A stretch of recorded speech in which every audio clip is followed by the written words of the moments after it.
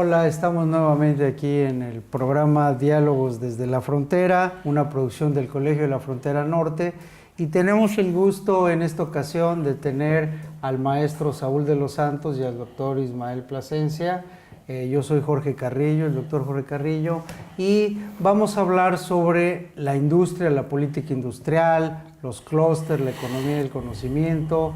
Y antes de empezar este diálogo, quiero mencionar que el panel que hemos conformado en esta ocasión es un panel interesante porque tenemos de un lado a un académico, Ismael Plasencia, que trabaja en la Universidad Autónoma de Baja California, pero que tiene una larga experiencia también haciendo no solo consultoría, sino trabajando en el Consejo Estatal de Ciencia y Tecnología en el estado de Baja California, por un lado, y por otro lado tenemos al maestro en Ingeniería y en Administración de Empresas, Saúl de los Santos, quien es un consultor que trabaja sobre todo apoyando planes y programas de gobierno, pero también de muchas empresas, pero que tiene una vocación académica. Entonces tenemos al hombre de negocios que tiene vocación académica y al académico con vocación en negocios, y por mi parte pues soy un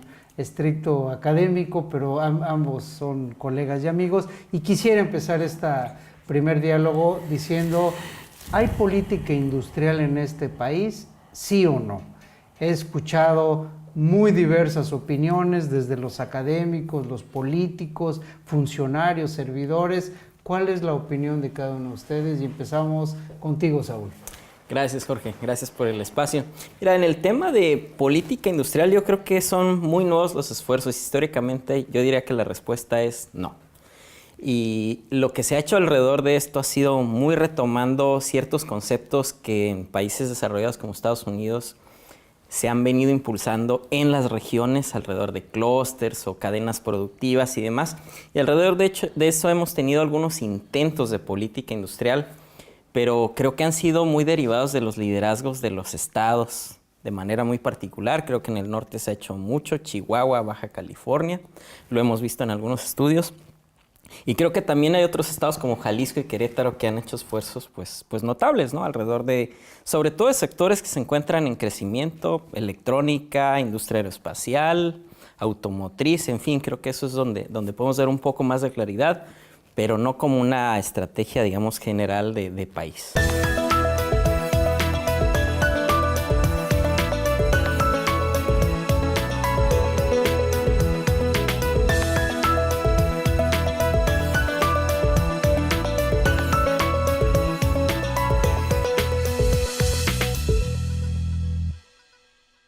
¿Cómo reaccionas, Ismael, a esta opinión de que no hay política industrial y más bien son esfuerzos descentralizados, sectoriales, regionales? Concuerdo con eso. Es incipiente ahorita lo que se pretende en términos de política industrial. Nosotros recordamos la famosa frase de Jaime Serra Puche que dijo en el sexenio de Salinas de Gortari: la política industrial en México es que no hay política, dejar hacer, dejar pasar. No hemos tenido una estrategia. Tuvimos a la industria maquiladora que respondió al programa Bracero cuando termina y vuelven los connacionales como una estrategia de empleo. Fue una estrategia de empleo muy diferente a la que se siguió en países asiáticos como Corea, como China, etc. Entonces nosotros vamos respondiendo a lo que son el contexto global. ¿Qué está sucediendo en Estados Unidos? Entra en una fuerte crisis, cierra la industria automotriz, cierran muchas de las fábricas de la industria automotriz y vienen y se instalan en México. Lo mismo sucede con productos médicos, aeroespacial, pensando en términos sectoriales. Es decir, nosotros estamos respondiendo fuera de Nuevo León como estado y Jalisco después de la crisis del 94 que le pegó muy fuerte. Son pocas las entidades, Estado de México por el grupo Atlacomulco, son pocos los estados que han tomado el liderazgo en términos de definir su propia política desde un punto de vista local, regional.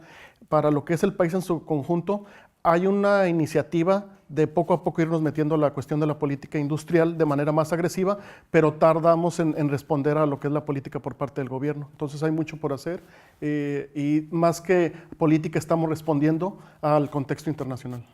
Bueno, digamos que concuerdo con varias de las cosas que mencionan, pero con la idea de plantear el diálogo, sobre todo con la audiencia. Obama, precisamente en esta época, ha impulsado fuertemente la política de clúster en Estados Unidos. El regreso de la manufactura, sobre todo avanzada en Estados Unidos. Es decir, Estados Unidos es un país de economía de mercado, está volcándose hacia una política industrial de este tipo. Pregunto, ¿qué acaso la política de clústeres que se ha llevado desde a nivel federal y la Secretaría de Economía en varias administraciones ha cruzado, Sí. y los esfuerzos que hay locales, regionales y todo, ¿no es acaso eso una política industrial? ¿O más bien están pensando ustedes en una política industrial estilo la antigua de la sustitución de importaciones o la política estatista de China o de Corea o de Japón? Entonces, ¿cómo reaccionan ante esto? Bueno, pensando en términos de estrategia, efectivamente los países ahorita industrializados más avanzados son aquellos que escogen sectores específicos y deciden apostarlo a esos sectores. Tenemos el caso de la siderurgia, por ejemplo, o de las embarcaciones en Corea, la logística en Singapur. Escogen sectores de manera estratégica y vuelcan los esfuerzos a esos sectores. Y eso es lo que permite ir midiendo las etapas de avance en cada uno de estos sectores específicos para que el país se especialice, porque algo que está muy claro es que no podemos ser todólogos.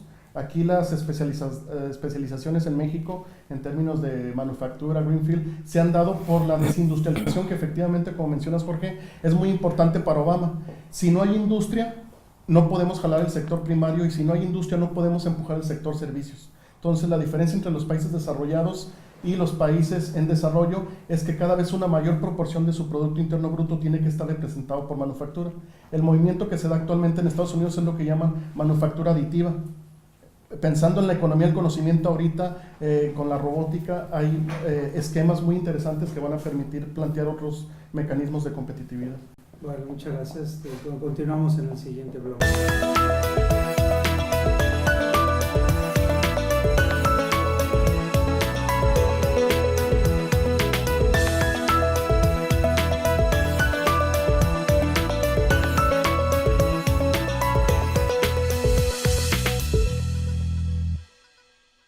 Retomando, estábamos viendo si hay política industrial o no en nuestro país. Evidentemente hay un debate fuerte en saber si las políticas regionales, sectoriales que se han hecho, como la política de clúster, constituyen o no una política industrial, y lo que hemos visto es que hay un debate fuerte. Obviamente, si nos comparamos con países como los asiáticos, definitivamente no tenemos política industrial. Si nos comparamos con la política que hubo en la sustitución de importaciones, tampoco hay una política, pero sí vemos las cosas por lo que son. Bueno, ha habido unos esfuerzos importantes ahí de tratar de dirigir los recursos y el talento.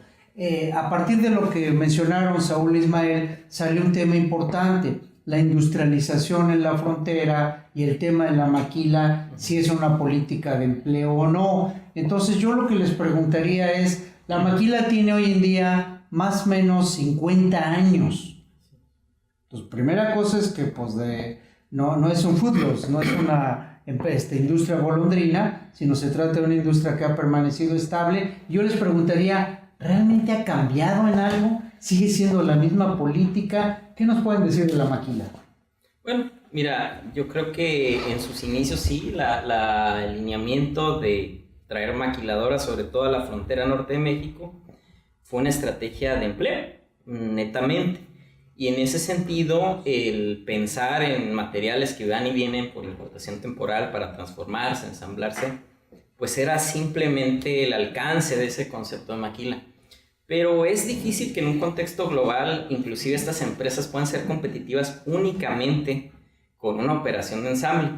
Entonces, con el paso de las décadas, pues hemos visto que lo que tú mismo has comentado, Jorge, a nivel de generaciones de maquiladoras, como estas van incorporando primero quizá algunos servicios como la logística, la planeación, la mejora de los procesos, y posteriormente incorporar ciertas actividades de ingeniería que a veces tienen que ver quizá no con el desarrollo del nuevo producto, sino más con mejorar un proceso, con mejorar un producto para hacerlo más competitivo.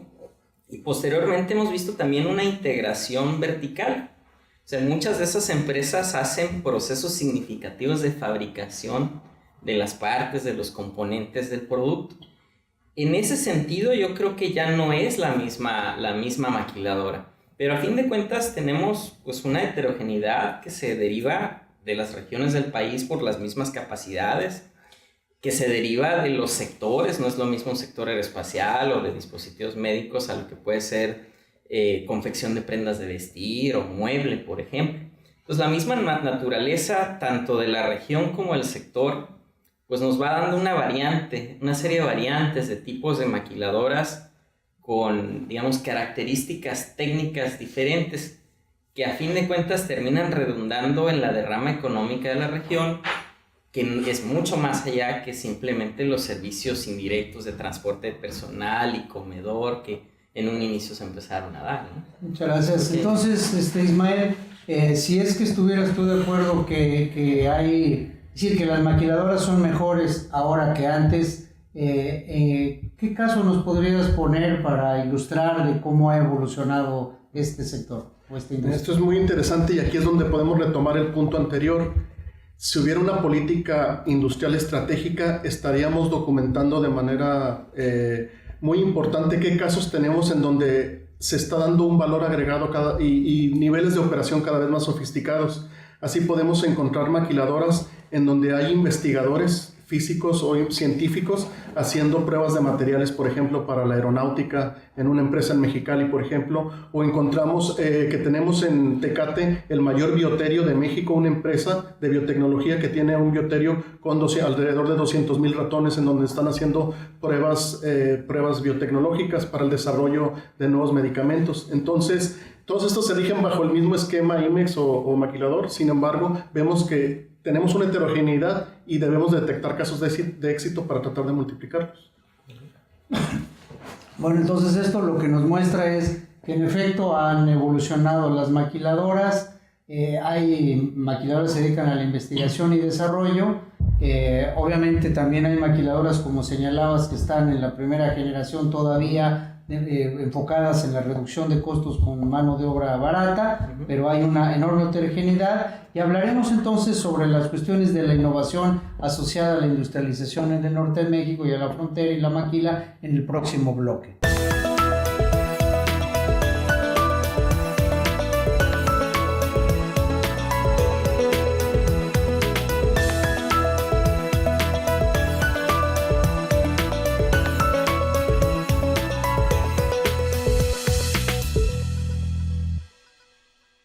Continuamos con nuestro programa Diálogos sobre la Frontera, desde la frontera, y tenemos entonces aquí una pregunta sustantiva que le hacemos a un ingeniero, un economista. Yo soy sociólogo, y es los dos componentes principales en la política industrial y en la economía es el capital y el trabajo. Entonces, se ha hablado algo de la política industrial y bueno, la importancia de las empresas y los sectores, pero ¿qué pasa con el trabajo? ¿Cómo podemos ubicar el talento y en general el trabajo en este contexto? Bueno, yo creo que esa es una de las derramas evidentes de la maquila, ¿no? Histórica, fue un empleo, digamos, poco calificado, y esto ha venido evolucionando. Y en la medida que evoluciona, parte del tema de política industrial es cómo las instituciones académicas responden a esos requerimientos, digamos, de mayor calificación del recurso humano. Yo creo que en cierta medida se ha dado, pero hace cosa de 2-3 años veíamos cómo alrededor de 1/3 del personal técnico calificado de niveles de ingeniería, manejo de ciertas maquinarias, está llegando a Baja California, por ejemplo, de otras entidades vecinas, y en algunos casos de los principales centros de formación de recurso humano, como el caso de Nuevo León, Jalisco y Ciudad de México. Y esto es natural, no nos debe preocupar tanto como una deficiencia del sistema académico regional, sino es parte del proceso de la especialización de la industria. Entonces es un componente determinante en términos de la derrama para la región, y finalmente es algo que eventualmente nos lleva a casos en que algún especialista deja su posición en una de estas empresas y emprende un negocio propio habiendo adquirido un aprendizaje que difícilmente lo hubiera tenido en una empresa pues local o nacional. Entonces, en este sentido, ¿qué nos deja la maquila, si fuera el caso de la maquila en el norte de México, en términos de talento? Y si esto realmente nos hace entonces tan diferente con otros estados de la República. El tema de la maquila siempre, como tú sabes, Jorge, ha sido controversial. Están los que están a favor de la maquiladora, los que están en contra aducen que nos ha hecho dependientes de tecnología, no ha permitido que se desarrollen las capacidades, siendo así se generan ingenieros, los ingenieros llegan a trabajar a la maquila y les dicen específicamente qué es lo que tienen que hacer. Por otra parte están aquellos a favor de la maquila que hablan de las mejores prácticas. Estamos expuestos a cómo se llevan a cabo mecanismos para ser competitivos a nivel internacional. Retomando la parte del trabajo, es sabido que para poder producir algo necesitamos de los factores de producción, tierra, trabajo y capital. Nos pasó en Baja California un poco como pasó en Brasil, nos hicimos muy dependientes de las ventajas comparativas, nuestra ubicación geográfica, y dejamos de hacer muchas cosas como lo es el talento. Necesitamos desarrollar más el talento, el sector educativo, porque es lo que nos va a permitir competir con otros países, otras regiones y otras empresas. Un aspecto muy interesante es cuando hay personas dentro de la maquila tratando de convencer al corporativo o el headquarter de que se tienen capacidades aquí en Baja California de hacer productos de mayor valor agregado o procesos de mayor valor agregado. Entonces ahí es donde podemos ver cómo va evolucionando, pero necesitamos política educativa que vaya acorde a la política industrial. Sí, como ustedes pueden ver, por lo que están mencionando, no hay nada terminado en términos de política industrial, política tecnológica, política de empleo, política de innovación. Quiero decir que esto es un proceso, es muy dinámico y nos han planteado muchas de las necesidades que se requieren en términos de talento y de enfocar ciertas políticas activas, focalizarlas, pero a la misma vez están también señalando una enorme fortaleza que tiene el talento humano, es decir, los recursos humanos, cómo se han dedicado a la investigación y desarrollo, a la cuestión de ingeniería, a las mejores prácticas. Es decir, hay una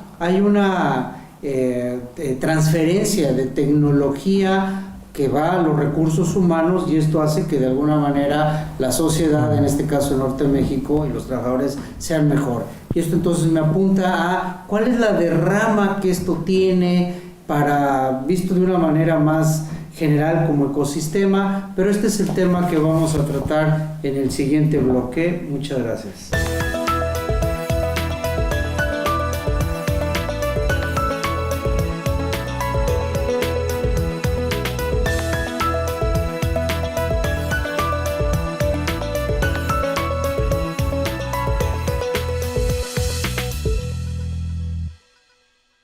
Por último, vamos a ver en este tema de la política industrial, el talento y el caso de la maquiladora, cómo se articulan de alguna manera los diferentes actores, porque una de las principales políticas que existen actualmente en el país es la economía del conocimiento, los sistemas regionales de innovación, los ecosistemas de innovación.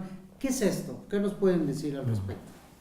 Bueno, tomando el eje de articulación, por una parte las empresas se organizan o se coordinan alrededor de sus asociaciones, sea gremiales sectoriales, o la Asociación de la Industria Aeronáutica o de Dispositivos Médicos, muy alrededor de fines un tanto, digamos, operativos, ¿no? El resolver temas de abastecimiento, de recursos humanos y demás, y ciertos niveles de cabildeo con el gobierno.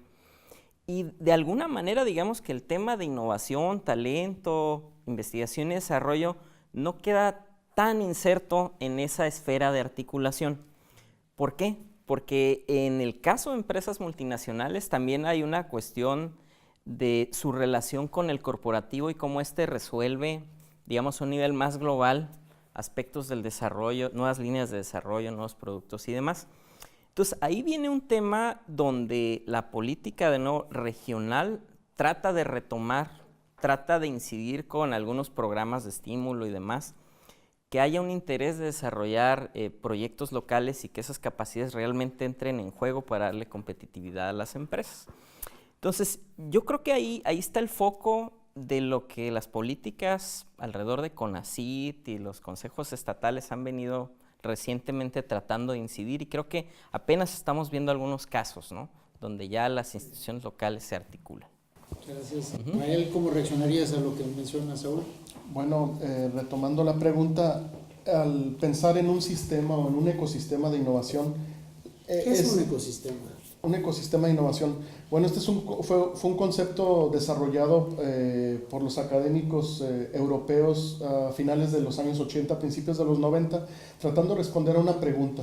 La pregunta que ellos se hacían en Europa, principalmente en Francia, en Italia, en España, decían, ¿por qué si nosotros dedicamos la misma proporción de recursos a investigación y desarrollo como proporción del Producto Interno Bruto, por qué las innovaciones y las invenciones se dan principalmente en dos economías muy fuertes que son Estados Unidos y Japón? Ellos sentían que los recursos que destinaban a investigación y desarrollo no respondían a los resultados que estaban obteniendo, y fue a partir de ahí que fue evolucionando el concepto de sistemas de innovación, que es un sistema, como nos dice, bueno, así como hay un sistema en un motor automotriz, sistema de encendido, tiene que estar articulado y conectar todas las partes, de ahí que la articulación y la vinculación se hace esencial.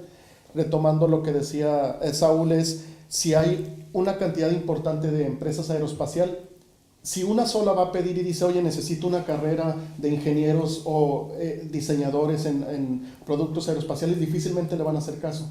Pero si se articulan alrededor de un clúster y como clúster representativo van y piden o incluso exigen el que las instituciones educativas respondan a esto, es más fácil lograr esos objetivos. De ahí que la articulación sea esencial. Y eso es en lo que consiste un sistema regional de innovación, que actualmente ya le llaman como un ecosistema, ¿no?, que viene desde San Francisco por todo lo que es con lo que existe con Capital Ángel, Capital Semilla, que es otro tema. En México estamos en pañales. Fuera del Distrito Federal de Nuevo León, Monterrey, no existe capital para financiar proyectos interesantes.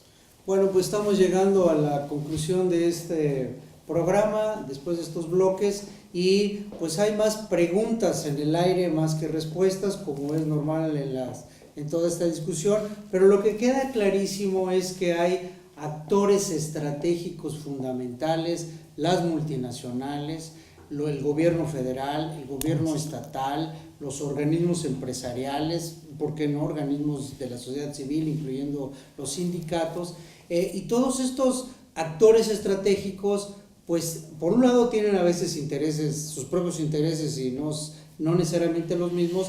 A veces sí hay una confluencia, ¿verdad?, de intereses, pero lo importante, como aquí se ha dicho, es que se debe trabajar con una visión estratégica en donde todos estamos en el mismo barco, y esto puede hacer grandes diferencias entre una región y otra. Creo que el norte y la frontera tienen mucho que decir al resto de México, y bueno, ya lo seguiremos platicando en una próxima Diálogos desde la Frontera. Muchas gracias, hasta luego.